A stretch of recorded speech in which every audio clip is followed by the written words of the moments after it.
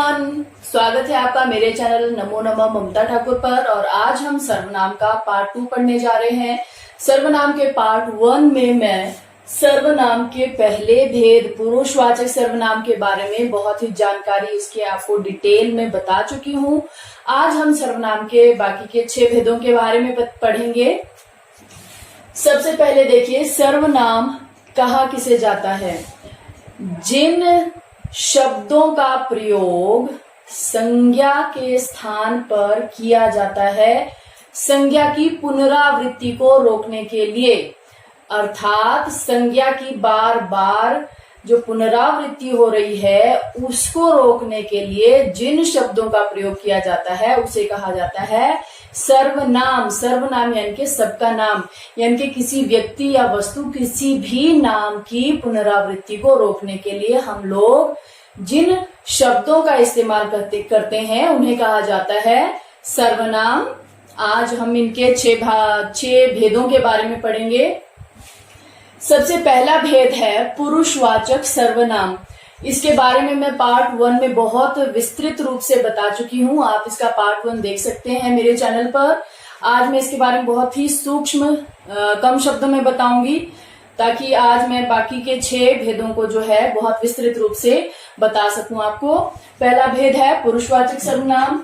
जिस सर्वनाम में कहने वाला, सुनने वाला और कोई तीसरा व्यक्ति की जिसके बारे में हम बात की जाए उन शब्दों का बोध हो उसे कहा जाता है पुरुषवाचक सर्वनाम।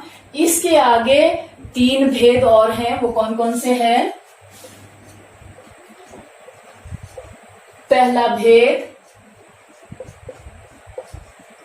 उत्तम पुरुष, दूसरा भेद मध्यम पुरुष और तीसरा भेद अन्य पुरुष। मैं पहले बता चुकी हूं कि जो मेरा सर्वनाम पार्ट 1 है उसको जरूर देखिएगा। वो बहुत डिटेल में मैंने इसके बारे में बताया है। इसमें बहुत कम शब्दों में बताने वाली हूँ। उत्तम पुरुष कौन कौन होते हैं? मैं और हम, यानी कि वक्ता। वक्ता यानी कि जो कहने वाला हो, जो कह रहा है वो उत्तम पुरुष होता है। उसके बाद मध्यम पुरुष कौन होता है? वह, वे, आप।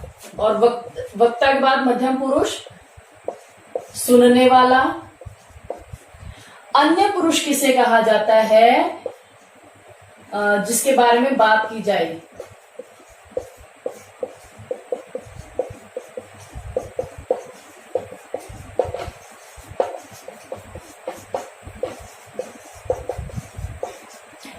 ओह माय गॉड, माफ कीजिएगा।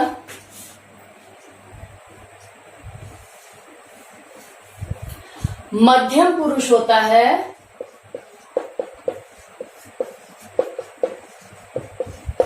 मध्यम पुरुष है तू, तुम, आप, यानी कि जो सुनने वाला है, जो बात कर रहा है वो वक्ता, और जो सुनने वाला है वो कहलाता है मध्यम पुरुष।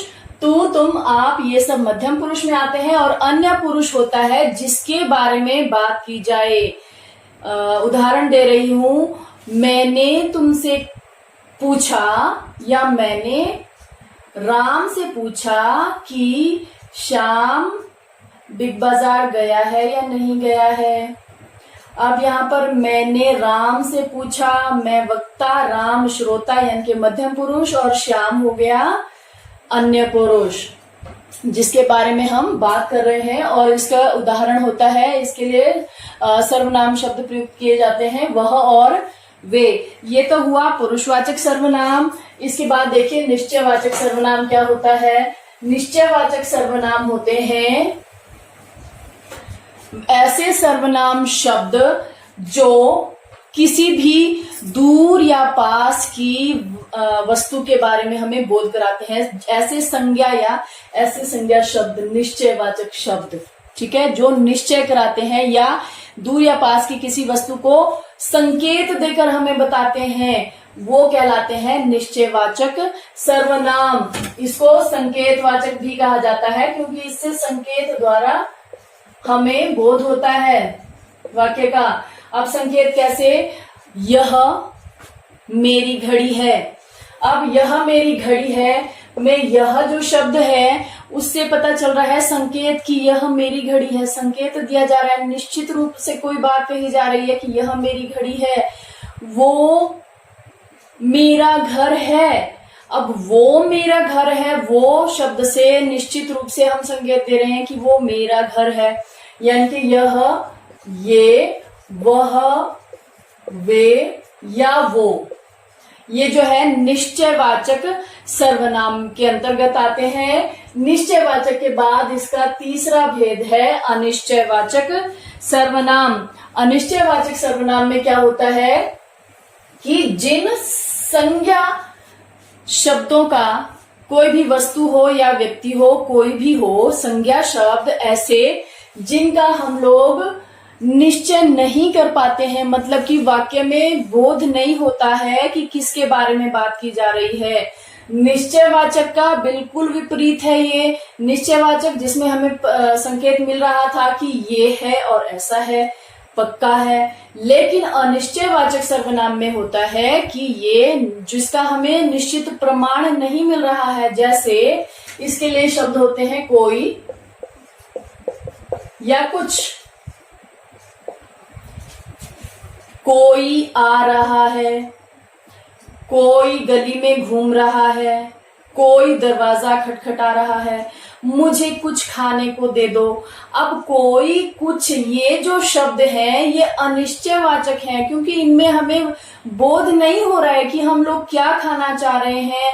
कोई मतलब क्या, कोई मतलब कुछ भी हो सकता है, मतलब कि अनिश्चित है, इसलिए इन शब्दों को रखा जाता है अनिश्चयवाचक सर्वनाम के अंतर्गत। अब आइए इसके बाकी के भेदों को जान लेते हैं।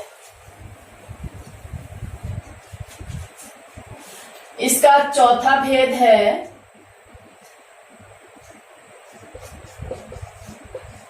प्रश्नवाचक सर्वनाम। इसका पांचवा भेद है निजवाचक सर्वनाम।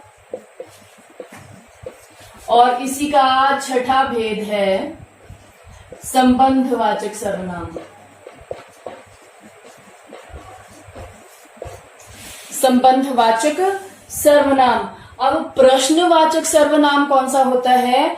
जिन संज्ञा शब्दों से हम सर्वनाम में जब प्रयोग कर रहे हैं तो प्रश्न का बोध होता हो, मतलब कि कोई सवाल पूछा जा रहा हो, ऐसे शब्द क्या कहलाते हैं, ऐसे वाक्य क्या कहलाते हैं? प्रश्नवाचक सर्वनाम के अंतर्गत आते हैं। जैसे तुम कौन हो, तुम कौन हो। अब यहां पर ये जो कौन शब्द है इससे प्रश्न का बोध हो रहा है। बहुत ही सरल है इसको समझना। तो ये क्या कहलाएगा?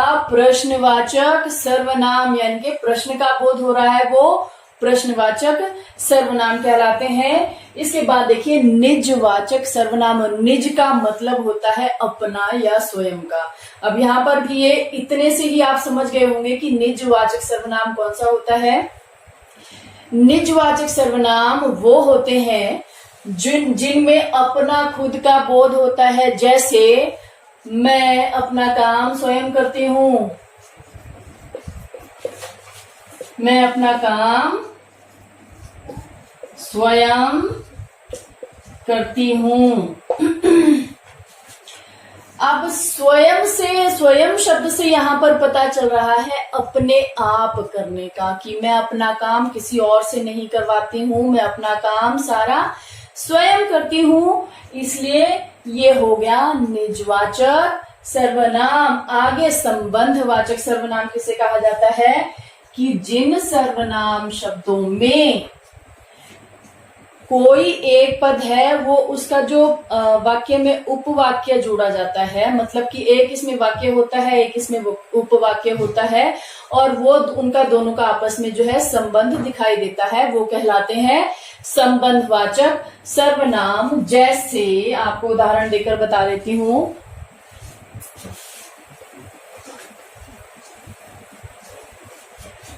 इसका उदाहरण है जो जैसा करेगा वो वैसा भरेगा। अब यहां पर संबंध कैसे प्रदर्शित हुआ? जो जैसा करेगा, यहां पर जो शब्द है ये किससे जुड़ा हुआ है? किस शब्द के साथ इसका संबंध हुआ? इस शब्द के साथ, जो और वो। जो जैसा करेगा वो वैसा भरेगा, जो का वो के साथ। इसी तरह से एक और उदाहरण दे रही हूं, जिसकी लाठी उसकी भैंस। अब बताइए इसमें कौन से शब्द हैं जिनसे हमें संबंधवाचक सर्वनाम का बोध हो रहा है?